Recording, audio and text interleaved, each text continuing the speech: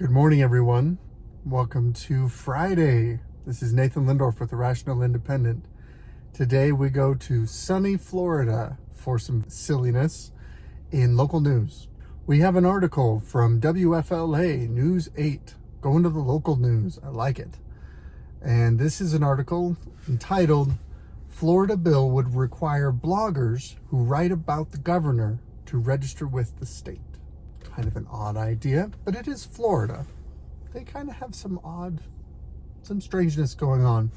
But basically, the crux of this is that we have a state senator, Jason Brodeur, a state senator in Florida, so he's part of the state legislature, and he's introduced a bill that says basically, if you are a newspaper reporter or a columnist, this doesn't apply to you. If you're a blogger, if you get paid over the internet, and you want to write about anyone in the executive branch, the governor, lieutenant governor, or the attorney general, or the cabinet. If you want to write about any of them, you have to register with the state and disclose how much you get paid for your writing, or else face fines. That's basically the heart of it. That's the crux of it. This is crap. This is absolute nonsense. The only thing that makes me dismiss this as not really that big of a deal is that it's just proposed legislation, and this is a state senator. State senators, in case you don't know, state legislative bodies represent much, much smaller areas of the country. So unlike the senators from Florida on the federal level that represent the entire state, a state senator looks like it represents a portion of Florida. In other words, there's a lot of kookiness that can creep into state legislatures.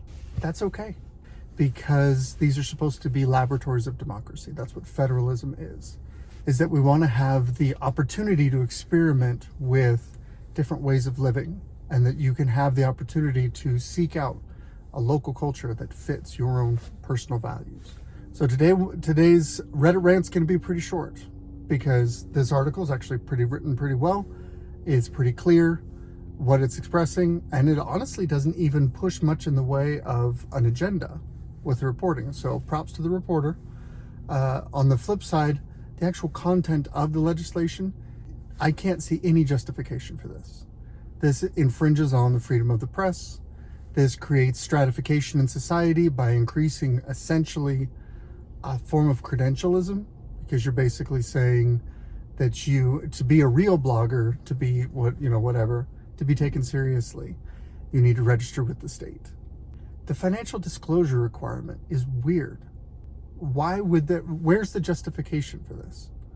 I'd be curious if I cared more about local Florida politics, I'd be curious to dig in and see what's motivating this. I'd love to see. It would have been nice if they had a quote from the sponsor of the bill, from the state senator, Jason Brodeur, describing what he's trying to accomplish here, or what he's trying to avoid.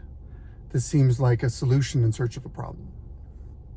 That being said, I did think it was nice, and this is not the author's fault. This is the way that the outlet has set up their website, where it has links within the body of the article that go to different articles written by the outlet.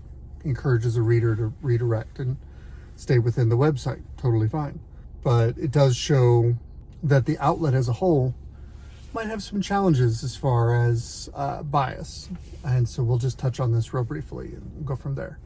Florida moves to expand Don't Say Gay law in coming legislative session. That's the title of a link that's in the body of this. So it's elsewhere in WFLA on their website.